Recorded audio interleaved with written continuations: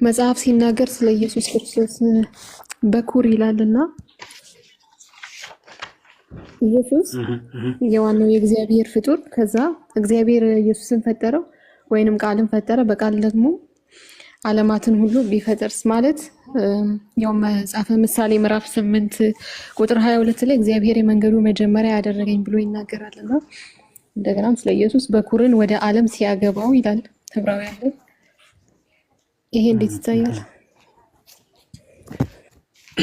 በጣም ጥሩ ጥያቄ ባይዘው አይ ቲንክ እስቲ ኔትወርክ ከተቋረጠ ጋዲ ትነግረኛለህ።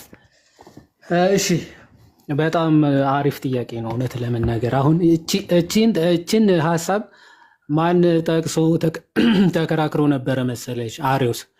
ግን ከቅድም ጀምሮ ስንጠቅሳቸው የነበሩ ጥቅሶችን ሰምተሽ ከሆነ ለምሳሌ ዕብራውያን 4 የእግዚአብሔር ቃል ምን ይላል እመጣለሁ። በኩር ሲል ታዲያ ምን ማለት ነው የሚለው እሱ እመጣለሁ። ዕብራውያን ምዕራፍ 4 ቅድም ስናገር ሰምተሽ ከነበረ ምን ብሎ ይናገራል? ኢየሱስ ክርስቶስ ወይም ደግሞ የእግዚአብሔር ቃል የሆነው ኢየሱስ ክርስቶስ ምንድነው? ሕያው ነው፣ የሚሰራም ሁለት አፍ ካለው ሰይፍ ይልቅ የተሳለ ነው እያለ ይመጣና ቆይ አንዴ እሺ እንዲህ ይላል። ያው 4:12 ላይ ነው። ከዛ በኋላ ምን አለ? ሁሉም ነፍስንና መንፈስንም ጅማትንና ቀልጠምንም እስኪለይ ድረስ ይወጋል ማለት እነዚህ በጣም የሆነ ጅማቶቻችን ደም ስሮቻችን ምናምን ነፍስና መንፈሳችን ራሱ እስከ መመርመር ድረስ የሚደርስ ነው። ኦኬ በጣም ረቂቃን የምንላቸው ነፍስና መንፈስን ግዙፋን ከሚባሉ በቃ ነገሮቻችን የሚያያይዙ ጅማትና ቅልጥምን እነሱ ራሱ እስከ ጥልቁ ድረስ ይመረምራል ይልና የልብንም ስሜትና ሀሳብ ራሱ ይመረምራል። በጣም ረቂቃውን መንፈስ ነፍስ ምናምን አለና ቀጥሎ የልብን እንኳን ምን ስሜትና ሀሳብ ይመረምራል ካለ በኋላ እኛን በሚቆጣጠር በእርሱ አይኖቹ ፊት ሁሉ ነገር የተራቆተና የተገለጠ ነው እንጂ ካለ በኋላ በእርሱ ፊት የተሰወረ ፍጥረት የለም። ኦኬ በእርሱ ፊት የተሰወረ ፍጥረት የለም ከተባለ እሱ ራሱ ፍጡር እንዴት ነው የሚሆነው? ምክንያቱም ፍጥረት ሁሉ ከእርሱ ሊሰወር አይችልም ተብሏልና እሱ ራሱ ፍጥረት ከሆነ ራሱ ከፊቱ ሊሰወር አይችልም ተብሎ ሊነገርለት አይችልም። ምክንያቱም እሱ ፍጥረታትን ያስገኘ እንጂ ፍጡር ስላልሆነ ማለት ነው። ፍጥረት ሁሉ ከእርሱ አይሰወርም በፊቱ የተገለጠ ነው ሲባል እሱ ከፍጥረት ውጪ ነው ማለት ነው። ሁለተኛ የዮሐንስ ወንጌል ምዕራፍ 1 ቅዱስ አትናቴዎስ ለአርዮስ የሚጠይቀው ጥያቄ ይሄ ነው። ምንድነው የሚለው? ቁጥር 3 ላይ ሁሉ በእርሱ ሆነ ይላል። ሁሉ የተፈጠረው በእርሱ ነው ማለት ነው። ሁሉ የተፈጠረው በእርሱ ነው። ከሆነውም ወይም ከተፈጠረ አንዲት እንኳን ያለ እርሱ አልሆነም ይላል። ሁሉ የተፈጠረ ፍጥረት በእርሱ ነው የተፈጠረው። ከተፈጠረ ፍጥረት ነው ከተባለ ያለ እርሱ የተፈጠረ የለም። ስለዚህ ክርስቶስ ራሱን ፈጥሯል ያስብላል። ሎቱ ስብሐት ነው ማለት ኦኬ። ከተፈጠረ ፍጡር ነው ከተባለ ነገር ያለ እርሱ የተፈጠረ ምንም ነገር የለም። ምክንያቱ እሱ ከመጀመሪያውም የነበረ ነው ብሎ ከተናገረ ስለዚህ ራሱን አስገኝቷል ያስብላል። ይሄ ትልቅ ክህደት ነው የሚሆነው። ምክንያቱ በራሱ የሚያስገኝ የለምና ማለት ስለዚህ ራሱ የተገኘ ሳይሆን አስገኝ ነው። ሁሉም ተገኝቷል፣ እርሱ ነው ደግሞ ያለ እርሱ ደግሞ የተገኘ ምንም አይነት ፍጥረት የለም ይላል። ታዲያ እንዲህ ከተባለ የፍጥረት በኩር ነው ሲል ኦኬ ከፍጥረት አስቀድሞ ያለ ማለት ነው። በኩር ማለት ቀዳማዊ ማለት ነው። ኦኬ የሆነ ሊትራሊ የሆነ ተፈጥሮ እንደዛ ማለት አይደለም። የፍጥረት ሁሉ በኩር ነው ሲባል አንድ በኩር የሚለው አለቃነትን የሚያሳየን፣ ሁለተኛ ደግሞ ቀዳማዊነት ነው። ኦኬ ቢፎር ክሪኤሽን ነው የሚለው እንግሊዘኞቹ ዳው አባቶችም ሲፈቱት ኢዝ ቢፎር ከፍጥረት ሁሉ በኩር ነው ሲባል ከፍጥረት አስቀድሞ ያለ ነው ማለት ነው። ፍጥረት አይደለም የሚለውን ነው እንጂ የሚያስይዘው እሱ ፍጡር ነው ማለት አይደለም። ምክንያቱ የሚታዩም የማይታዩም በእርሱ ተፈጥረዋል ካለ በኋላ እርሱ የፍጥረት በኩር ነው ሊባል አይችልም። ከፍጥረት ሁሉ ቀድሞ ያለ ነው። ምክንያቱ ፍጥረታት ሁሉ ያስገኘ ነው የሚል ሀሳብ ስለሆነ ያለው ምን አለ? እርሱ የማይታይ አምላክ ምሳሌ ነው፣ የሚታዩና የማይታዩትም ዙፋናትም ቢሆን ወይም ጌትነት ወይም አለቅነት ወይም ስልጣን በሰማይና በምድር ያሉ ሁሉ በእርሱ ተፈጥረዋል። ከፍጥረት ሁሉ በፊት በኩር ነው ያለው። አስቀድሞም ያለ ነው ማለት ነው። ከፍጥረታትም አስቀድሞ ሁሉ ያለ ነው። ሁሉ በእርሱ እና ለእርሱ ተፈጥሯል። ፍጥረት ከተባለ በእርሱ ነው የተፈጠረው እና ደግሞ ለእርሱ ነው የተፈጠረው ብሎ ነው ቀጥሎ የሚናገር። እሱ ራሱ ለውቱ ስብሐትና ፍጡር ሊሆን አይችልም። ሁሉ በእርሱ ለእርሱ ነው የተፈጠረው ለእርሱ ብሎ በግልጽ ይናገራል ማለት ነው እዛ የተጠቀሰው ክፍል ላይ። ወደ መጽሐፈ ጥበብ ሀሳብ ስንመጣ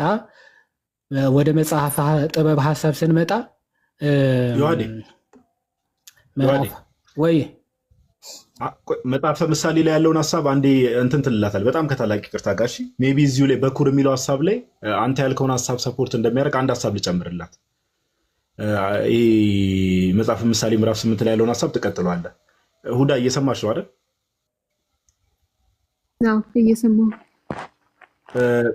በኩር የሚለውን ቃል እንዴት የምትረጂው አንቺ? ለምሳሌ ኦነስት የሆነ እንትን የመጀመሪያ ልጅ እንደማለት ወይ ደግሞ መጀመሪያ የተፈጠረ ማለት ነው የምትረጂው? ፈርስት ቦርን። አሁን ምን መሰለሽ መጽሐፍ ቅዱሳችን ላይ ግን አሁን ዮሐድ ቅድም እንዳለሽ አለቃ ከሚለው አንጻር ነው። ለምን መሰለሽ? ለምሳሌ ዳዊት የመጨረሻ ልጅ ነበር አይደል መጽሐፍ ቅዱስ ላይ? በእርግጥ ለዳዊት ከንግስና አንጻር በኩር ተብሏል። ኦፍኮርስ ታች ያላችሁ ሰዎችን በደንብ እንድትሰሙ አንዴ ቆይ፣ የሆነ የሚረብሽ ድምፅ አለ ወይ ሚዩት አድርጊያት። ይቅርታ የሆነ የሚል ነገር አለ። ታች ያላችሁ ሰዎችን በደንብ እንድትሰሙ መዝሙር 89 ቁጥር 27 ላይ ከቁጥር 25 ጀምሮ እጁን በባህር ላይ ቀኙንም በወንዞች ላይ ያኖራለሁ፣ እርሱ አባቴ አንተ ነህ፣ አምላኬ የመድኃኒቴ መጠጊያ ነህ ይላል፣ እኔም ደግሞ በኩሬ አደርገዋለሁ ይላል ለዳዊት።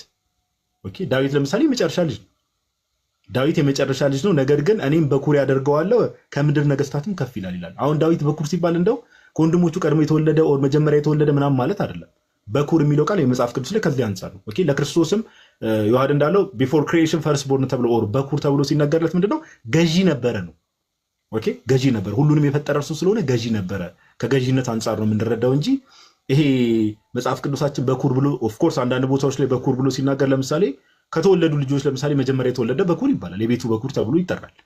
ለጌታችን ለኢየሱስ ግን ሲናገር አሁን መዝሙር 89 ቁጥር 27 ላይ ለዳዊት በተነገረው አውድ ከገዢነት አንጻር ነው የሚነገረው እና ይህን ለማለት ያክል ነው። ዮሐዴ ሀሳብን ቀጥል። ይቅርታ ያ ቃለ ታሰማልን ጋቲ ከዛ አንጻር ነው ያ ሊንጉስቲካሊ እያንዳንዱ አንድ አገባቡ ምናምን መረዳት በጣም ያስፈልጋል ነው። እሺ ወደ ጥበብ መጽሐፍ ስንገባ ስቀጥልልሽ እንግዲህ ጥበብን በደንብ ላስተዋለ ሰው ኦኬ ምን ብሎ ነው ይሄ ፈጥሮ ፈጠረበት የሚለውን ሀሳብ ቅዱስ ኤጲፋኒዎስ ሀሳብ ሰጥቶበታልና ቆይ አንዴ እሺ ጥቅሱን ላውጣውና ከዛ ብሄድበት መጽሐፈ ምሳሌ ቁጥር ምዕራፍ 8 ከቁጥር 22 አካባቢ ጀምሮ ነው ያለው። እሺ ኤጲፋኒዎስ በደንብ ይህንን ክፍል ይፈቷል። እንዴት ብሎ እግዚአብሔር የመንገዱ መጀመሪያ አደረገኝ፣ በቀድሞ ስራው መጀመሪያ ይልና ከጥንቱ ከዘላለም ጀምሮ ተሾሙ፣ ምድር ከመፈጠሯ አስቀድሞ ቀላያት ገና ሳይኖሩ እኔ ተወለድኩ፣ የውሃ ምንጮች ገና ሳይፈልቁ ብሎ ይናገራል። አሁን እዚህ ጋር ከላይ ተቋረጥኩኝ እንዳለው ይሰማል። ዮሐድ አንተ አለ ግን እህታችን ሜይ ቢ ዮሐድ ችግር የለው የምትመልሰው ተመልሳለች። እህታችን ተመለሽና በተቻለ መጠን ኦፍኮርስ ታች ያሉ 700 ምናምን ሰዎች ትምህርት ያገኙበታል። ነገር ግን ጥያቄው ያንቺም እስከሆነ ድረስ ልብሽን ከፍተሽ ብትሰሚ መልካም ነው። ባትወጪ አፕሪሺየት ይደረጋል። ቀጥል ዮሐድ ቀጥል። ያ ፓውዝ ስታደርግ ምናልባት ኔትወርክ ከሆነ ብዬ ነው። እሺ እየተሰማሽ ከሆነ ሁለት ሀሳቦችን ይናገራል። ከላይ እግዚአብሔር የመንገዱ መጀመሪያ አደረገኝ፣ በቀድሞ ስራው መጀመሪያ የሚል ሀሳብ አለ። ከዛ ቁጥር 24 ደግሞ ቀላያት ገና ሳይኖሩ እኔ ተወለድኩ፣ የውሃ ምንጮች ገና ሳይፈልቁ ብሎ ሁለት ሀሳቦችን ይናገራል። አሁን ቅዱስ ኤጲፋኒዎስ ከላይ የመንገዱ የቀድሞ ስራው መጀመሪያ አደረገኝ የሚለው እግዚአብሔር ያው በእንትኖቹ በግሪኩ ምናምን ስናየው ፈጠረ የሚለውም ሀሳብ ሊይዝ ይችላል። ግዕዙም እስመ ፈጠረኒ ስለሚል ማለት ነው። ችግር የለውም። ይሄንን ይዘው ምን ይላል? ኦኬ የተፈጠረ ነው ሎቱ ስብሐትና ቃል ራሱ ጥበብ ራሱ የተፈጠረች ነች ብለው ይናገራሉ። አይደለም ግን እንደዛ ሊሆን አይችልም። ምክንያቱ ከጥንቱ ከዘለዓለም ጀምሮ ተሾምኩ ነው የሚለው። ከጥንቱ ከዘለዓለም ማለት ከዘለዓለም ጀምሮ የነበረ መሆኑ ቁጥር 23 ላይ ተናገረ። ከጥንቱ አለና ከዘለዓለም ጀምሮ ተሾምኩ በስልጣን ላይ የነበርኩኝ ምድር ከመፈጠሯ አስቀድሞ ነው የሚለው። ስለዚህ ከምድር መፈጠር በፊት ምንም አይነት ጊዜ ምንም አይነት ፍጥረት የለም። ከጥንቱ ከዘላለም ነበር ጀምሮ ተሾምኩ ማለት ስልጣንነቱን የሚያሳይ ነው። ቀላያት ገና ሳይኖሩ እኔ ተወለድኩ ይላል። አሁን መሾሙ ምን ማለት እንደሆነ ሲገር ተወለድኩኝ ማለት ከአብ በባህሪ የተወለደ ልጁ መሆኑ ተናገረ። ከላይ ታዲያ ለምን የመንገዱ መጀመሪያ ያደረገኝ የሚለውን ሀሳብ ለምን ተነሳ የሚለው ኤጲፋኒስ እንደሚፈታው እንመለከተዋለን። እዚህ ጋር ተወለድኩ የሚለውን ሀሳብ ያነሳና አንድ አካል የሚወልደውን ሊፈጥረው ይችላል፣ የሚፈጥረውንስ ሊወልደው ይችላል ወይ ብለው ይጠይቃል። ኦኬ አንድ አካል ለምሳሌ እኛ የምንወልዳቸውን አንፈጥራቸውም በጭራሽ። ፈጠርናቸው አይደለም ወለድናቸው ነው የሚባለው። የባህሪ ልጆቻችን ናቸው የሚሆኑት፣ ወለድናቸው እንጂ ፈጠርናቸው አይባልም። የምንፈጥራቸው ነገሮች ደግሞ ልንወልዳቸው አንችልም። ለምሳሌ አንድ ሰው ኮምፒውተር ሰራ፣ ኮምፒውተሩን ፈጠረው ሊባል ይችላል እንጂ ኮምፒውተሩን ወለደው አይባልም፣ ሊወልደው አይችልም። ኦኬ የምትወልደው ከሆነ ከባህሪ ጋር ያንተን ባህሪ የሚይዝ ሲሆን ነው ማለት። ስለዚህ ቀላያት ገና ሳይኖሩ እኔ ተወለድኩ ሲል በቃ የአብ የባህሪ ልጁ ነበርኩ፣ ከዘላለም ተሾምኩ ሲል ከአብ ከባህሪ የተገኘ የተወለደ ነው ማለት ነው። የውሃ ምንጮች ገና ሳይፈልቁ እኔ ተወለድኩ ብሎ ይናገራል። ይቀጥልና ተራሮች ገና ሳይመሰረቱ ኦኬ ከኮረብቶች በፊት እኔ ተወለድኩ። በቃ እነዚህ ፍጥረታት ምናምን ከመኖራቸው በፊት እኔ ተወልጃለሁ ነው የሚል። ጥበብ ተወልጃለሁ ትላለች። ኦኬ ይቀጥልና ሰማዮችን በዘረጋ ጊዜ ኦኬ ምድሪቱን ሜዳዋን ገና ሳይፈጠር የመጀመሪያውንም የዓለም አፈር ሰማዮችን በዘረጋ ጊዜ አብሬ ነበርኩ። ኦኬ ከአብ ጋር አብሬ ነበርኩ። ኦኬ እየዘረጋ ያለው አብ ነው። በማን በኩል? በእርሱ። የውላችሁ የአሪዮስ ምንፍቅና እዚህ ዲባንክ ነው የሚሆን። ምክንያቱ ፈጥሮ ፈጠረበት አይደል? የሆነ ፈጠረና ከዛ እሱ ደግሞ በቃ ሌሎቹ ፈጠረ አይነት ነገር ነው። ይሄ አይደለም። እሱ ሰማዮችን በዘረጋ ጊዜ አባት አብሬ ነበርኩ ነው የሚለው። በቃ በመስራት አንድ ናቸው፣ የሚነጣጠሉ አይደሉም እንጂ ፈጥሮ ፈጠረበት ለወት ስብሐትና ሀሳቡ ራሱ የለም መጽሐፉ ላይ። ስለዚህ አብሬ ነበርኩ በቀላያት ፊት ክበብን በደነገገ ጊዜ መስራቱ ለአብም ለጥበብም ነው የሚሰጠው ማለት ነው። ኦኬ ደንጋጊ ፈጣሪ እየተባለ ያለው አብም ነው፣ ግን አብሬ ነበርኩ እያለ ያለው ጥበብ ክርስቶስ ነው ማለት። ግን ቀጥሎ ምን ይላል? ደመና በላይ ባዘጋጀ ጊዜ የቃላይን ምንጮች ባጸና ጊዜ ለባህርም ዳርቻን በወሰነ ጊዜ ውሃ ከትእዛዙ እንዳያልፍ የምድርን መሰረት በመሰረተ ጊዜ የዛን ጊዜ እኔ በእርሱ ዘንድ ደግሞ ዋና ሰራተኛ ደግሞ ነበርኩ ይላል። አይ እሱ ሰራ በአይ አብ ሰራ እንጂ እሱ አልፈጠረም እንዳይባል ደግሞ ይኸው ዋናው ሰራተኛ ደግሞ እኔ በልጁ ፈጠረ የሚለው ይሄንን ነው ማለት። ዓለማትም በልጁ ፈጠረ፣ በቃል ሁሉ ሆነ፣ ያለ እርሱ ምንም አልሆነም ሲል ከዛ አንጻር ነው። ታዲያ ለቀድሞ ለስራው መጀመሪያ ያደረገኝ ሲል ምን ማለት ነው ሲል በዘመኑ ፍጻሜ ወይም ደግሞ በመጨረሻ ዓለም ወድቆ ፍጥረታት ከተፈጠሩ በኋላ የሰው ልጅ ከወደቀ በኋላ የሰው ልጆችን ለማዳን ሰው መሆኑ ኦኬ ለድህነት አካላዊ እቺ ጥበብ ምን መሆኗ ሰው መሆኑ የተፈጠረ የሰው ልጆችን ስጋ መያዟን እና በዛ ስጋ ደግሞ ተፈጠርኩ ብላ እንደተናገረች ጥበብ በሚገባ እንረዳለን ማለት። ይህንን ቁጥር 9 ምዕራፍ 9 ነው በግልጽ የሚገልጽልን ማለት ነው። ኦኬ ጥበብ ራሷ ስጋን እንደያዘች የተፈጠረውን ስጋ እንደያዘች ያው ጥበብ በሴት አንቀጽ መነገሩ ለመለኮት እንትን ጾታ እንደሌለው ማጠየቅ ነው በነገራችን ላይ። እና ጥበብ ምዕራፍ 9 ቁጥር 1 ላይ ምን ይላል? ጥበብ ቤቷን ሰራች፣ 7ቱንም ምሰሶቿን አቆመች፣ ፍሪዳዋን አረደች፣ የወይን ጠጇንም ደባለቀች፣ ማዕዷንም አዘጋጀች ይላል። በቃ ጥበብ ተፈጠርኩ ያለችው ያንን የተፈጠረውን ስጋ የራሱ አድርጋ ወይም ደግሞ ጥበብ የራሱ አድርጎ መያዙን የሚያጠይቅ ነው። ይኸው ቤቷን ሰራች የተባለው የራሱን ሰውነት ወይም ደግሞ የቃል ሰውነት መዘጋጀቱን ለማጠየቅ ነው። 7 ምሰሶዎች የሚለው በአንድምታ በትርጓሜ ስንመለከት ምንድነው? 7 ምሰሶ ማለት 7 ባህሪያተ የሰውነት የሰው 7ቱን ባህሪያትን ያዘች ማለት ነው። ኦኬ 7 ባህሪያት ማለት 3 ባህሪያተ ነፍስ፣ 4 ባህሪያተ ስጋ፣ አጠቃላይ 7 ባህሪያተ ሰው አሉ። ለባዊነት፣ አዋቂነት፣ ተናጋሪነት የነፍስ 3 ባህሪያት፣ አፈር፣ ውሃ፣ ነፋስ እና መሬትነት ደግሞ የስጋ ባህሪያት ማለት ነው። እነዚህ 4ቱ ባህሪያተ ስጋና 3ቱ ባህሪያተ ነፍስ ምን አደረገች ጥበብ? የራሷ አድርጋ ከድንግል ማርያም ፍጡር ከሆነችው ከድንግል ማርያም ምን አደረገ ማለት ነው? ከፍሎ ተዋሃደች። ከዛ በኋላስ ያንን ከፍላ የተዋሃደችው ፍሪዳዋን አረደች ይላል አይደል? ስጋውን ቆረሰ ማለት ነው። የወይን ጠጇንም ደባለቀች፣ ደሙንም አፈሰሰ ማለት ነው። ይኸው ጽዋውን አንስቶ ይደሚ ስጋውን ህብስቱን አንስቶ ይህ ስጋዬ ነው ብሎ ሲናገር ስጋውን ቆርሶ ደሙን አፍስሶ የሰው ልጆችን እንደሚያድን የሚያጠይቅ ነው። ከዚህ አንጻር ነው ፈጠረኒ ወይም ደግሞ ተፈጠርኩ ብላ ስትናገር ከዚህ አንጻር እንጂ ጥበብማ ፍጥረታት ከመፈጠራቸው በፊት የነበረ ነው። ከዛ በፊት ደግሞ ፍጥረት አለ ተብሎ በጭራሽ አይነገርም ነው። ሁዳ እሺ፣ አመሰግናለሁ። ሁሉ የሚለው ላይ ግን አንድ ጥያቄ አለ። ምን የሚለው ላይ ዘላለም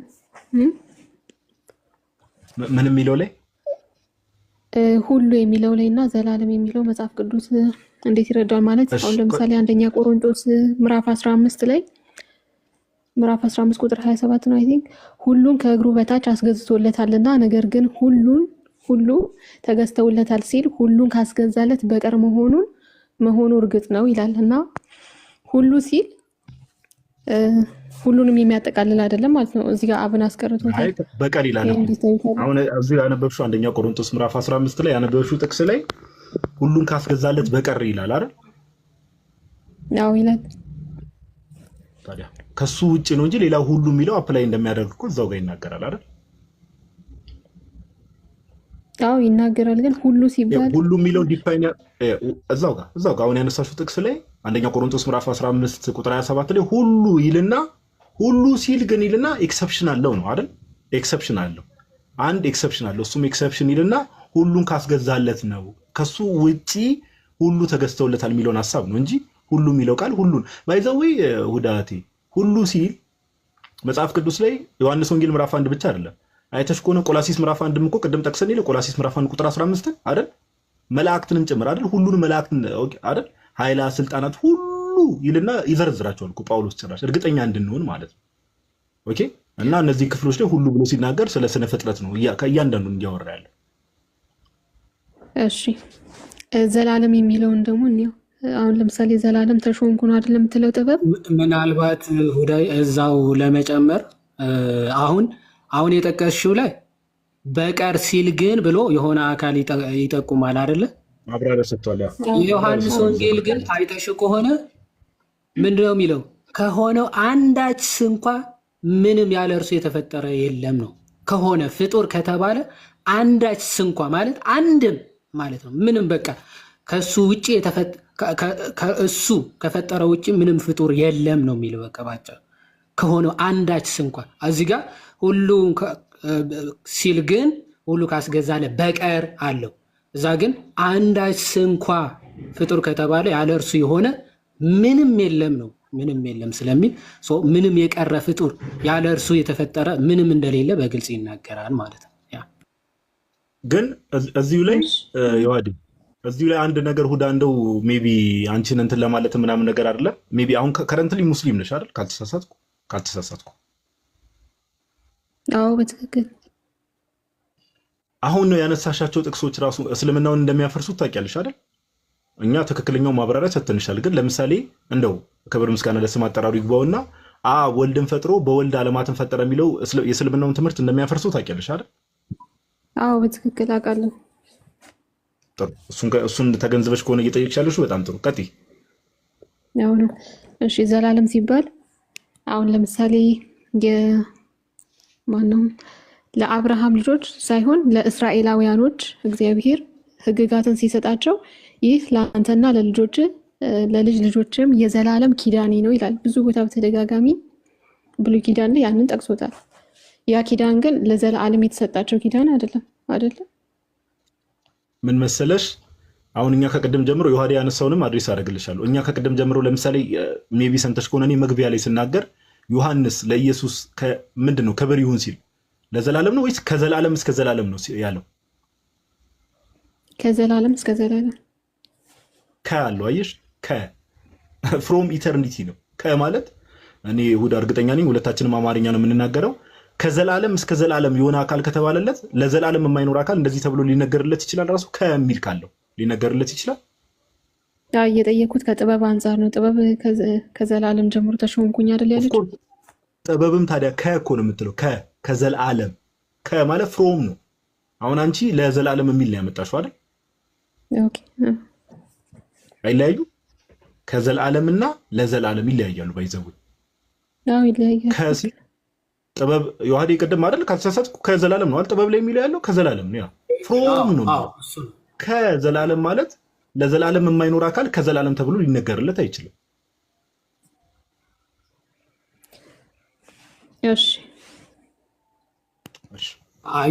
ከጥንቱ ከዘላለም ነው የሚለው። ኦኬ በደንብ አይተሽው ከሆነ ከጥንቱ ከዘላለም ማለት መነሻ ማለት ነው። ምንም መነሻ ከሌለው ነው የሚባለው። ባይዘው ይሄ ለዘላለም መኖር ወይም ደግሞ ዘላለማዊነት ምናምን አሁን እኛም ለዘላለም እንኖራለን እኮ ይባላል። ለዘላለም እንኖራለን ከተገኘን ሰዓት ጀምሮ ነፍሳችን ሕያው ስለሆነች እንደዛ ተብሎ ሊነገር ይችላል። ይሄ በቁርአኑም ሁላችሁም ዘውታሪዎች ናችሁ ምናምን የሚል ስላለ ማለት ነው። አሁን ግን ፍሮም ኢተርን በእንግሊዘኛው እንደው ኤቨርላስቲንግ ይለዋል ወይም ደግሞ ፍሮም ኢተርኒቲ ከዘላለም የሚለው ከጥንቱ መጀመሪያም የሌለው መጨረሻም የሌለው ወይም ደግሞ ከዘላለም እስከ ዘላለም ይላል።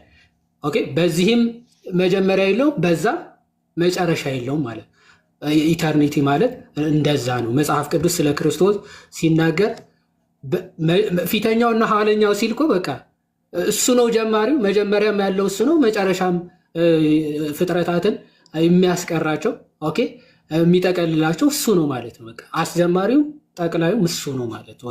ለዛ ነው መጀመሪያና መጨረሻ የሚለው ቅድም ስናነሳ የነበረው ከዛ አንጻር ነው። እህቴ ዮሐዴ እዚህ ላይ እንደው ቃሎት ያሰማልን ብሮ እስኪ ሁዳዬ እንደው አንዴ ማይክሽን አብሪና አንድ ነገር እንደው ጀስት ሎጂካሊ ልጠይቅሽ። ለምሳሌ አሁን ሁዳ ከሆነ ነገር ተፈጠረ ሲባል አትሊስት የሰው ልጅ አሁን አንቺ በምታምኙ እምነት የሆነ ነገር ለመፈጠር ከሆነ ነገር መሆን አለበት አይደል? ከሆነ ነገር ነው የሚፈጠረው አይደል?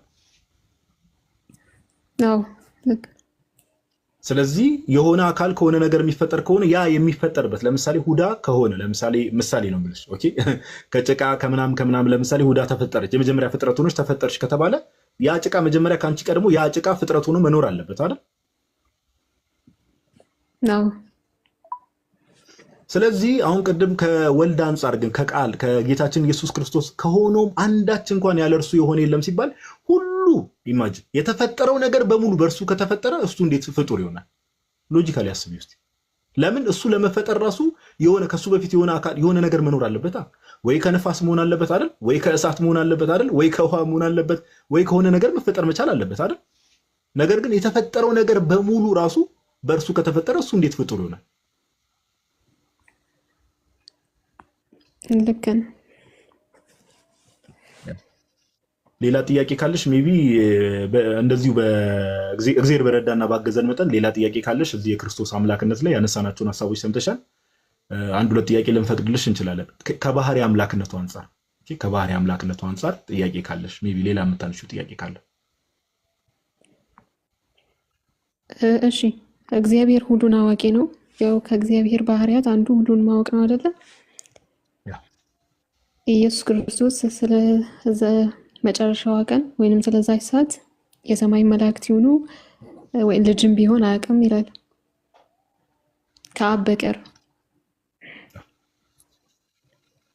እና ይሄ እውቀቱን ጎዶሎ ላይ አድርጎ ከምን አንጻር እንደሆነ ችግር የለውም። እዚህ ጋርም በደንብ እንትን እንላለን። አንቺ ባልሽ እምነት ችግር የለውም። ወደ መልስ እመጣለሁ። አንቺ ባልሽ እምነት ሁሉም ቀናት የተፈጠሩ ናቸው ብለሽ ታምኛለሽ አታምኝም ሁዳ? አዎ የተፈጠሩ ናቸው። ጊዜ ፍጡር ነው አይደል? ጊዜ አሁን ለምሳሌ ከዚህ በኋላ ምድር 1000 ዓመት 2000 ዓመት ልትኖር ትችላለች። ፍጡር ናቸው አይደል? ሁሉም 2000 ዓመታት የተፈጠሩ ቀናት ናቸው አይደል? ነው። ስለዚህ ጌታችን ሁሉ በእርሱ ሆነ ሲል፣ ስለዚህ ጊዜንም ጨምሮ ነው አይደል? ሁሉ ነገር በእርሱ ነው አይደል የተፈጠረው? አዎ በሱ ነው የተፈጠረው። ነገር ግን ያ አምላክ ስጋን ተዋህዷል አይደል? ኦፍኮርስ ስጋ መዋሃዱ እኮ ምን መሰለሽ፣ የኛ የነገረ ስጋዊ ትምህርታችን እንዴት መሰለሽ፣ ቃል ስጋ ሆነ ስንል አምላክነት ሰውነትን አልዋጠውም፣ ሰውነት አምላክነትን ወይ ደግሞ በአምላክነት አልተጨፈለቀም። ምን ልልሽ ፈልጌ ነው፣ ያ ፐርፌክት የሆነው የአምላክነት ባህሪ ያለ፣ ፐርፌክት የሆነው የሰውነት ባህሪ ያለ። ኦኬ ቃል ስጋ ሆነ ስንል አምላክነቱን ትቶ መጣ እያልን አይደለም። ያ የነበሩት የአምላክነት ባህሪዎች በሙሉ አሉ ፐርፌክትሊ አሉ። ኦኬ ያለ መጠፋፋት፣ ያለ መደበላለቅ፣ ያለ መቀላቀል ፐርፌክትሊ ዩናይትድ ሆነው ፍጹም አምላክ ፍጹም ሰው ነው የምንለው። ስለዚህ እንደውም አንቺ ራሷ መጣሹ ለምሳሌ አምላክ በባህሪ ሁሉን አዋቂ ከሆነ አምላክ ሰው ሲሆን ያ ሁሉን አዋቂነቱን ያጣል ወይስ አያጣም? ባህሪውን ካልተው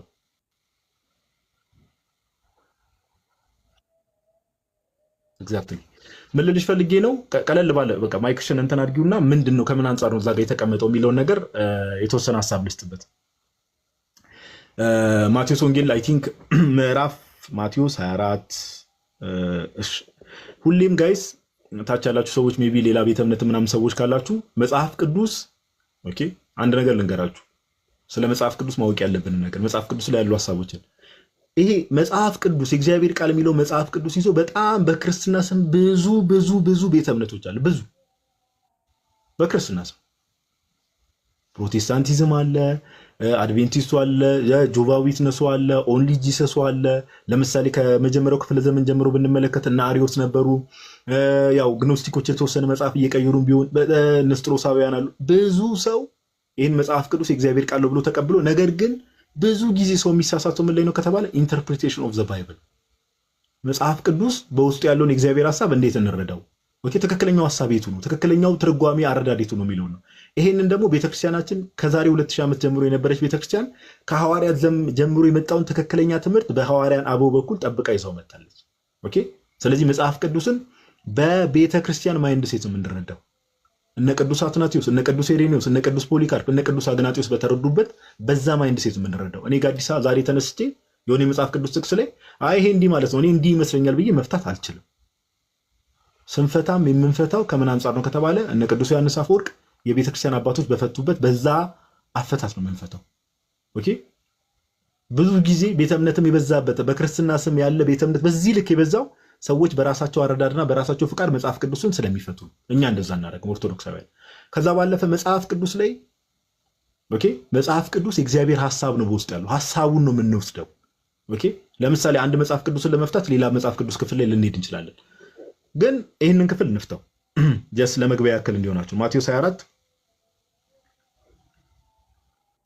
እሺ አንዴ እሺ ማቴዎስ ወንጌል ምዕራፍ 24 ቁጥር 36 ላይ እንደዚህ ያለ ስለዚያች ቀንና ስለዚያች ሰዓት ግን ከአባት ብቻ በቀር የሰማይ መላእክትም ቢሆኑ ልጅም ቢሆን ልጅ የተባለው ወልድም ነው ቢሆን የሚያውቅ የለም። ኦኬ እስቲ በደንብ ብሬክ ዳውን እናድርገው። ልጅም ቢሆን የሚያውቅ የለም ማለት ወልድም ቢሆን አያውቅም ነው ጌታችን ራሱን እየተናገረ ያለው። አሁን ማወቅ ሲባል ከምን አንጻር ነው? ካልተሳሳትኩ ግሪኩ ሜይ ቢ ተሳስቼ ከሆነ ታረማለሁ ኦደን የሚል ቃል መሰለኛለሁ። ኦኬ ነገር ግን ሐሳቡን ጠቅላላ ያለው መጽሐፍ ቅዱስ ላይ ያለውን ሐሳብ ልንገራችሁ። ሁሉ በእርሱ ሆነ። በደንብ ስሙ። ሁሉ በምን በእርሱ ሆነ። ቅድም እህታችንም ስናወራ ኮንፊርም እንዳደረገችልኝ ሁሉ ሲባል ጋይስ ዛሬ ብቻ አይደለም ከዚህ በኋላ የሚመጡ 1000 ዓመታት ሊሆኑ ይችላሉ። ቀናት ሁሉ ምንድናቸው? ቅዱስ ዮሐንስ አፈወርቅ ሲናገር ቀናት ሁሉ የተፈጠሩ ናቸው። ቀናት ሁሉ ነገር የተፈጠረ ነው። ኦኬ ያልተፈጠረ ነገር የለም። እግዚአብሔር እንደው እንደዚህ አናስብ ማለት ጋይስ መቼስ ሁላችንም እግዚአብሔር ለምሳሌ አሁን ዛሬ ኢትዮጵያ ያለን ሰዎች ቅዳሜ ነው አይደል? እንደው እሁድን ደግሞ ነገ እየተነሳ የሚፈጥር አድርገን አናስብም አይደል? እንደዛ እንደማናስብ ተስፋ አደርጋለሁ በየቀኑ። ኦኬ እግዚአብሔር ኦልሬዲ ስነ ፍጥረትን ፈጥሮ ከጨረሰ በኋላ በሰባተኛው ቀን ከስራው አረፈ ነው የሚለው በየቀኑ እግዚአብሔር። ኦኬ ከዛ በኋላ ፕሮሰስ ነው ኤቭሪቲንግ የሚሆነው እንጂ በየቀኑ አሁን ነገ እሁድ እንደዛ አይደለም። ሁሉ ነገር ተፈጥሯል። ፍጡር ነው በቃ ቀንም በሉት የዛሬ 1000 ዓመት ወደ 2000 ዓመት ወደፊት ፍጡር ነው። ስለዚህ ያ የተፈጠረው ያ ሁሉ ነገር በማን የሆነው? በእርሱ ሆነ። ከሆነም አንዳች እንኳን ያለ እርሱ የሆነ የለም። የተፈጠረው ነገር በሙሉ በማን? በጌታችን በኢየሱስ ነው። ስለዚህ ሎጂካሊ ቲንኪንግ እንደው ራቅ ብለን ሳንሄድ የፈጠረውን ነገር አያውቅም ብለን መናገር እንችላለን። ታች ያላችሁ ሰዎች በደንብ እንድታሰላስሉት። የፈጠረውን ነገር አያውቅም ብለን መናገር እንችላለን። ኦፍኮርስ ያውቃል፣ ምንም ጥያቄ የለው። ከዛ ባለፈ አንድ ጥቅስ ልጨምራላችሁ። አንደኛ ቆሮንቶስ ምዕራፍ 1 ላይ አሁን እንግዲህ ከአብ በቀር ነው የሚለው አይደል? በደንብ ስሙ። ከአብ በቀር ልጅም ቢሆን ለምን ተናገረ የሚለውን ነገር ነው በኋላ ማብራራት ያለብን። አንደኛ ቆሮንቶስ ምዕራፍ 1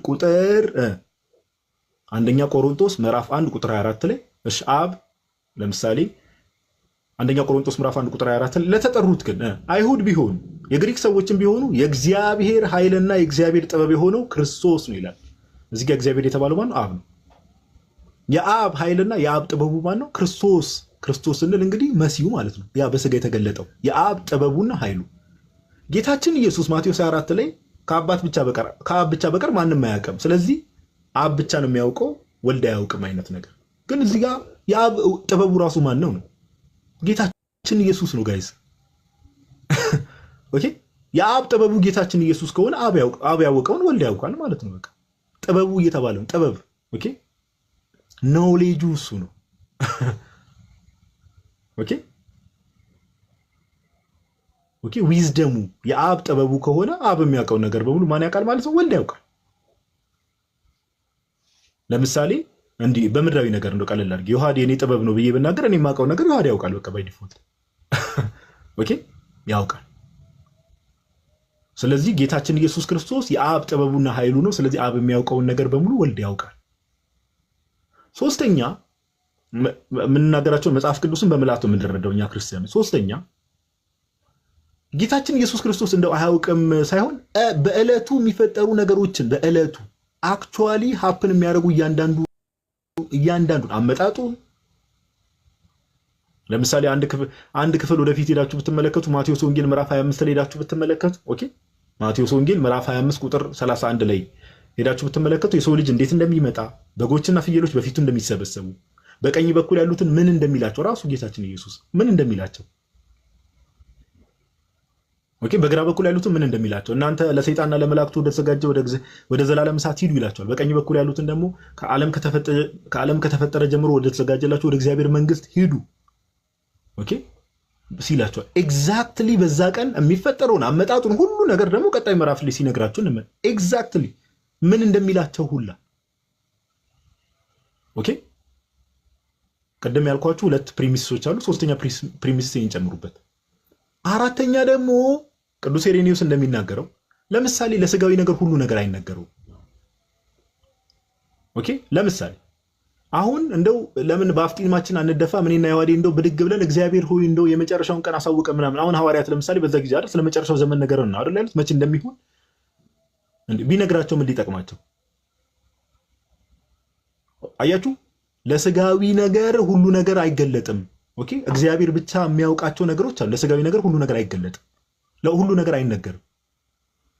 እንደውም ቅዱስ ኢሬኒዮስ ምን ይላል? በጣም የቅርብ ወዳጆቹም ስለነበሩ ከዛ አንጻር ሊያስከፋቸውም ስላልፈለገ ልጅም ቢሆን አያውቅም ብለው ዘጋባቸው። ለምን? ቢነግራቸው ምን ይጠቅማቸዋል? ለምሳሌ አሁን ዛሬ 2018 ላይ ነው ያለነው አይደል? 2018 ላይ ነው።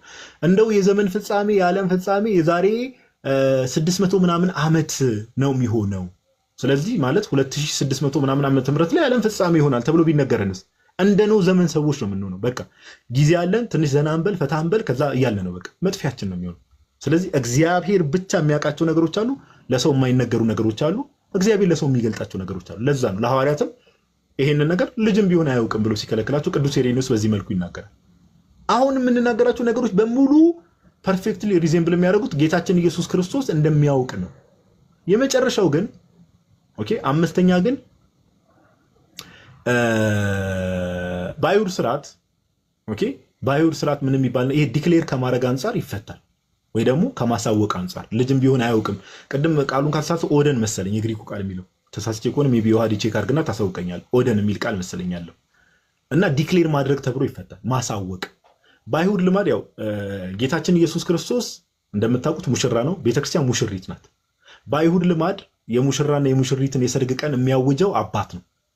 የሙሽራው አባት ነው ቀንን የሚያሳውቅ። ጌታችን ኢየሱስ ክርስቶስ ሙሽራ ነው፣ ቤተክርስቲያን ሙሽሪት ናት። ያው የዳግም ምጽአት የመጨረሻው ዘመን ማለት ሙሽራው ሙሽሪትን ሊወስዳት የሚመጣበት ቀን ማለት ነው። በአይሁድ ስርዓት ይህንን ቀን የሚያውጀው ማን ነው ከተባለ አባት ነው። ኦኬ ዲክሌር የሚያደርገው።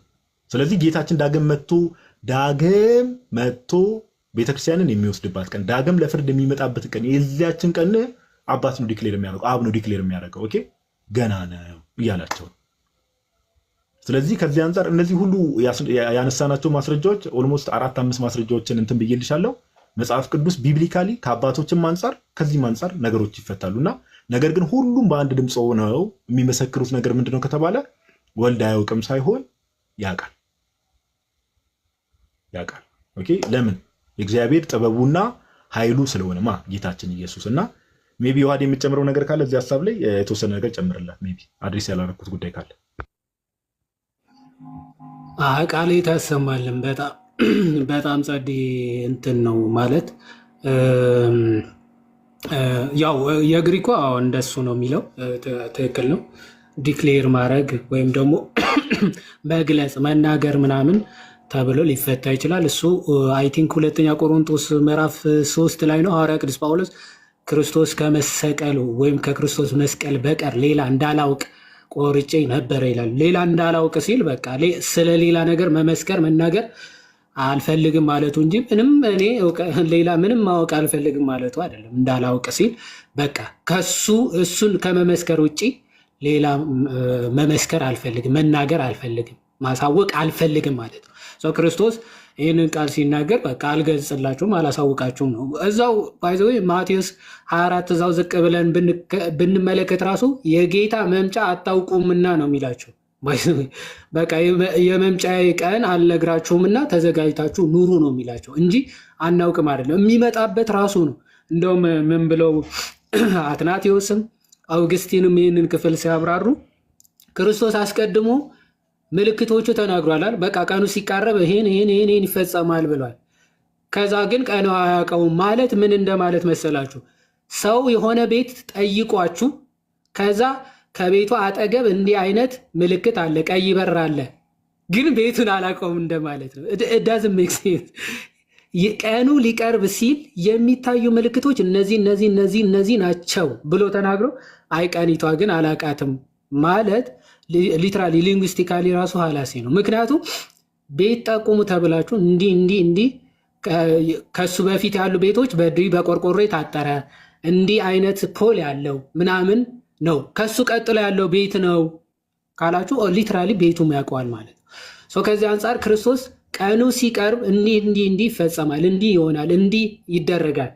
በቃ በለስ አይታችሁ እንትኑ ዝናብ ሊመጣ እንደሆነ ምናምን ማቆጥቆጡ አይታችሁ በጋ ሊደርስ እንደሆነ እንደምታውቁት በቃ እነዚህ ነገሮች በተፈጸሙ ጊዜው እንደቀረበ እወቁ ይልና ቀኒቷ ግን አልነግራችሁም፣ አይነገራችሁም የሚለው ግን በለዘበ ቋንቋ ሳያስከፋቸው፣ ምክንያቱ በክርስትናቸውም ገና ያልበሰሉ ናቸው በዚህ ሰዓት ሳያስከፋቸው እንዲህ ብሎ እንደተናገራቸው በግልጽ ይናገራል።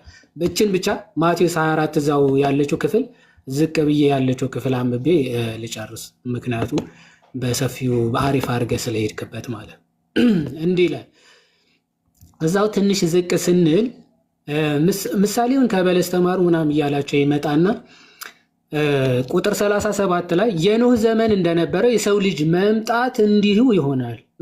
የሚመጣው ራሱ ነው ባይዘው የሚመጣበትን ቀን አያውቅም ማለት ራሱ አንተናል። ስለዚህ የሰው ልጅ መምጫው እንደዚህ ነው ይልና በዚያች ወራት ከጥፋት ውሃ በፊት ኖህ ወደ መርከብ እስከገባበት ቀን ድረስ ሲበሉና ሲጠጡ ሲያገቡም ሲጋቡም እንደነበሩ የጥፋት ውሃ መጥቶ ሁሉን እስከወሰደ ድረስ እንዳላወቁ ነው የሚለው። አሁን የጥፋት ውሃ እንደ ክርስቶስ አድርጎ ይወስደውና እዚህ ጋር ግን ሰዎቹ ናቸው የማያውቁት።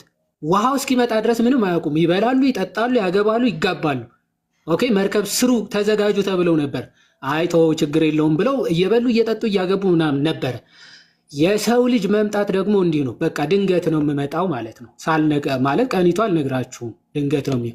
በዚያን ጊዜ ሁለት እንደዚህ ይሆናሉ ይልና መጨረሻ ላይ ቁጥር 42 ላይ ጌታችሁ አለ። ማን ነው? ራሱ ነው ባይዘው ጌታችሁ እያለ ያለ በምን ሰዓት እንዲመጣ አታውቁምና እንግዲህ ንቁ አላችሁ። በቃ ቀኑ አይነገራችሁም፣ ግን ሁልጊዜ ምን ብላችሁ ኑሩ። እዛው ቁጥር 13 ላይ እዚህ 24:13 ላይ ምን አለ ሲጀምር እስከ መጨረሻ የሚጸና እርሱ ግን ይድናል ብሎ ተናግሯል። እስከ መጨረሻ መጽናት እንደሚጠበቅባቸው ምናምን ተናገረ። ስለዚህ እንግዲህ ጌታችሁ በምን ሰዓት እንዲመጣ አታውቁምና ተዘጋጅታችሁ ጠብቁ አለ። ምን እያላቸው ነው? በቃ ቀኒቷ ይነገራችሁም አልነግራችሁም፣ ግን ምልክቶቹ እነዚህ ናቸው እያላቸው ነው ማለት ነው። እሺ እህታችን እንዴት ነው የተሰጠው ማብራሪያ? አይ ቲንክ በቂ ነው ብዬ አስባለሁ። ከእግዚአብሔር ጋር እሺ፣ አመሰግናለሁ። ዮሐንስ 15:15 ላይ ማለት ነው ከእንግዲህ ወዲህ ባሮች አልላችሁም፣ ባሪያ ጌታው የሚያደርገውን አያውቅምና፣ ወዳጆች ግን ብያችኋለሁ፣ ከአባቴ የሰማሁትን ሁሉ ለእናንተ አስታውቂያችኋለሁና ይላል። ይህንን ለስጋዊ ሁሉ ማወቅ ማለት አልተፈቀደለትም ከተባለው ጋር እንዴት ይታያል? አዎ እንትን ነው እዚህ ጋር እየተናገረ ያለው ዮሐንስ 15 ጋር ከአባቴ የሰማሁትን አይደል የሚለው? አዎ ከአባቴ የሰማሁትን ሁሉ። ቅድም ምን ተባብለን ነበረን? ትዝ የሚልሽ ከሆነ ዲክሌር ከማድረግ አንጻር ከማሳወቅ አንጻር ኦኬ። አሁን ለምሳሌ ስፔሲፊካሊ እኮ ይሄንን ቀን የማይናገርበትን ምክንያት ከቅድም ጀምሮ ስንናገር ነበር አይደል? ሳያውቅ ቀርቶ ምን ብሎ አሁን ከቅድሙ ጥያቄ ጋር እያይዘሽ ነው አይደል ሀሳብሽ? አይ ለስጋዊ ሁሉ ማወቅ አልተፈቀደለትም ብላይ ነበርና እሱ ደግሞ ሁሉን ነግሬያቸዋለሁ ብሏል። አዎ ሁሉን ነግሬያቸዋለሁ ሲል እሱ ነው። ኦፍ ኮርስ ሁሉን ነግሬያቸዋለሁ ሲል ይሄንን ላይክ እንደዚህ አሁን ለምሳሌ የምጽአት ጊዜ ምናምን አይደለም። ኦኬ ከአባቱ ይዞ የመጣው ሪቪል ሊያደርግልን ለምሳሌ ለሐዋርያት በጊዜው አለ አይደል? እሱ ለተከተሉ ሰዎች ሪቪል ለማድረግ ይዞ የመጣው ነገር አለ። ኦኬ የገለጠላቸው እውቀት አለ። ባይ ዘ ዌይ ወዳቴ ይሄንን ሪቪል ራሱ ያደረገውን እውቀት አክቲቭ የሆኑ ታውቂያለሽ መንፈስ ቅዱስን ሲቀበሉ እንደሆነ ነው። ኦፍ ኮርስ ቅዱሱ መንፈስ ካልተቀበሉ ድረስ ራሱ ጌታችን ያስተማራቸው ትምህርቶች ራሱ አይተሽ ከሆነ ለምሳሌ ዮሐንስ ወንጌል ምዕራፍ 2 ላይ ኢየሱስ ግን ስለ ሰውነቱ ቤተ መቅደስ ይናገር ነበር እያለ እነሱ ግን በጊዜው ያስተዋሉት ሌላ ነገር ሆኖ ነገር ግን በኋላ ክርስቶስ ኢየሱስ ካረገ በኋላ ነገሮችን እያስተዋሉ እንደመጡ ያንን የእውቀት መንፈስ እያገኙ እንደመጡ ኢቭን እኮ እንደው እውነት እናውራ ከተባለ ለምሳሌ የሐዋርያት ሥራ ምዕራፍ 1 ላይ ሄደሽ ተመልክተሽ ከሆነ ሐዋርያት ኦኬ ክርስቶስ ኢየሱስ ስቲል በዛ ሰዓት ራሱ መንፈስ ቅዱስን ከመቀበላቸው በፊት ይሄ ምድራዊ መንግስት አለ አይደል? ያኔ እስራኤል እንደምታውቂው እስራኤል በሮም ግዛት ስር ነበረች፣ ወይ ደግሞ አይሁዶች በሮም ግዛት ስር ነበሩ፣ በሮም ቁጥጥር ስር ነበሩና ያንን ነፃ ሊያወጣቸው የመጣ አድርገው ራሱ ያስቡ ነበር፣ አንደርስታንድ ያደርጉ ነበርና ምን ልልሽ ፈልጌ ነው ሪቪል ለማድረግ ለምሳሌ ስለ አባቱ የነገራቸው ነገር አለ፣ ስለ ራሱ የነገራቸው ነገር አለ ኦፍ ኮርስ። ነገር ግን ይሄ ግን ስለ ምጽአት ጊዜ ኦኬ እናንተ ወዳጆች ናቸው ኦፍ ኮርስ አሳውቃቸዋለሁ ከአባት የሰማሁትን ነገር ብሏል። ይሄን ግን ስፔሻል ኬዝ ነው። ኦኬ ይሄ የምጽአት ጊዜ የማይናገርበት ምክንያት እሱም ራሱ ስለተናገረ ማለት ነው። እዛው ማቴዎስ ወንጌል ምዕራፍ 24 ላይ ይሄን አያካትትም ልልሽ ፈልጌ ነው። ነገር ግን ስለ አባቱ ብዙ ነገር ነግረዋል። ይቅርታ ጋዴ እዛ ጥቅስ ከፈለግሽ ይህን ክፍል እንደማይነገራቸው ወይም ደግሞ እነሱ ማወቅ እንዳልተሰጣቸው ቃል በቃል ተናግሯል። ሐዋርያት ሥራ ምዕራፍ 1 ቁጥር 7 ላይ ምን ይላል መሰለሽ? እርሱም ይላል አብ ማለት የምሰበስብበት ጊዜ መቼ ነው? እርሱም በተሰበሰቡ ጊዜ ጌታ ሆይ በዚህ ወራት ለእስራኤል መንግስት ትመልሳለህን ብለው ጠየቁት። ያው ለእስራኤል መንግስት መመለስ ማለት የምጽአት ጊዜ ማለት ነው። ዘን ቁጥር 7 ላይ ምን ብሏቸዋል? እርሱም አብ በገዛ ስልጣኑ ያደረገውን ወራትንና ዘመናት ታውቁ ዘንድ ለእናንተ እኔ አይደለም ኦኬ ለእናንተ አልተሰጣችሁም ይላቸዋል። ይሄን ማወቅ ለሰው ልጆች የተሰጠ ነገር አይደለም።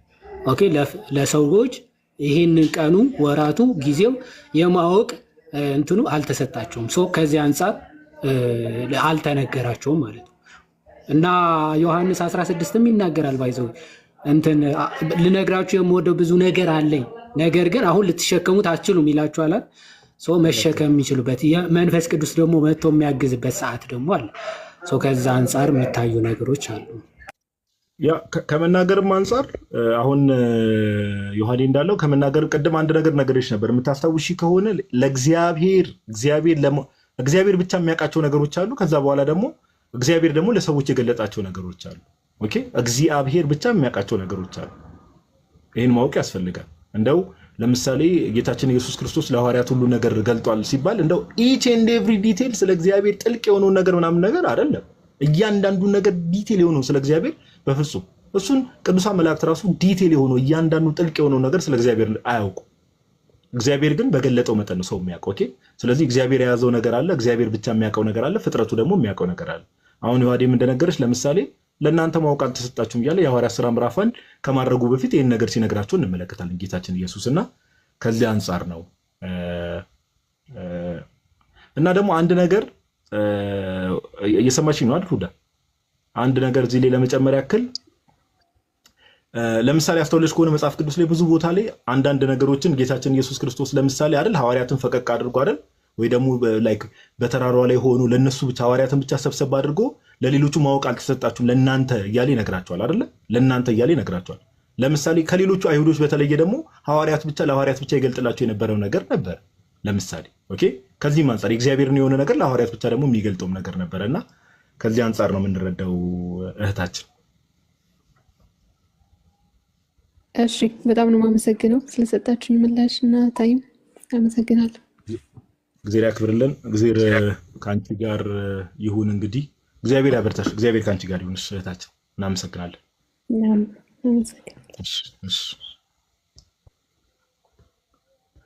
ኦኬ፣ አንተ ሰውዬ እናመሰግናለን እህታችን። ጥሩ እህታች ስላለን ጥሩ ትምህርት የሚወስድበትን ጥያቄዎች ምናምን ስላነሳሽ አንቺም እናመሰግናለን። እግዚአብሔር ደግሞ ይርዳሽ። እናመሰግናለን። ያ አላችሁ ታች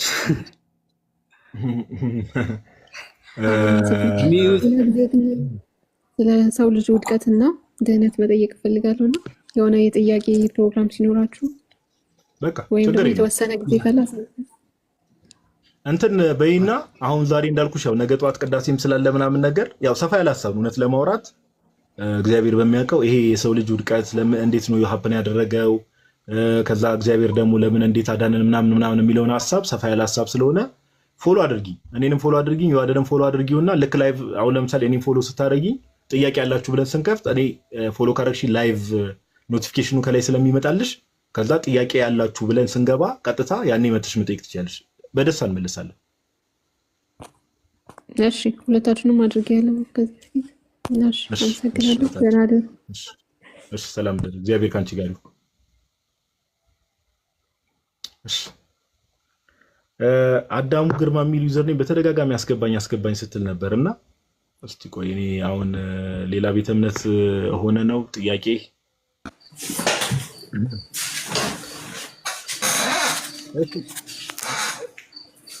አዳሙ አይ ሰላም ነው ጋዴ ነኝ። ሁላችሁም ሰላም ናችሁ? እግዚአብሔር ይመስገን። እንዴት ነው ወንድማችን? አለን እግዚአብሔር ይመስገን። ወጣች እኮ አየህ፣ ትናንትና የሆነ ልጅ ትናንትና ከሷ ጋር ሆኖ ማለት ነው ዮሐንስ 14:6 ቁጥር ላይ ያለውን ትልቅ ውሸት ነው እሱ ላይ ዋሻው እሱን እንድታስረዳት ብዬ ነበር። አየህ እኔ መንገድ እውነት ህይወትም ነኝ የሚለውና አዎ እዛ ላይ መንገድ ነኝ የሚለው ነብይ ነው ማለት ነው። ከዛን ደግሞ ህይወት ነኝ የሚለው ደግሞ ለአብ ለኢየሱስ ክርስቶስ ህይወት የሰጠው ነው ስለሱ ነው እንጂ የሚናገረው እንደዚህ አይደለም ብሎ የዋሻት ነበረ ማለት ነው። ይሄ የሆነ ልጅ ማለት ነው። አሁን ችግሩ ያው አይ በእርግጥ አሁን ይሄ ክፍል እኔ መንገድ እውነትም ህይወትም ነኝ የሚለው ህይወት ነኝ ብሎ ባይዘው መናገር የሚችል ማንም ፍጡር የለም። ማንም ፍጡር ህይወት ነኝ ብሎ መናገር የሚችል ማንም የለም። ማንም ባይዘው መናገር አይችልም። ዮሐዴ እንዴት ነው ደፈር ብለህ ትናገራለህ? እኔ ህይወት ነኝ ማለት ትችላለህ?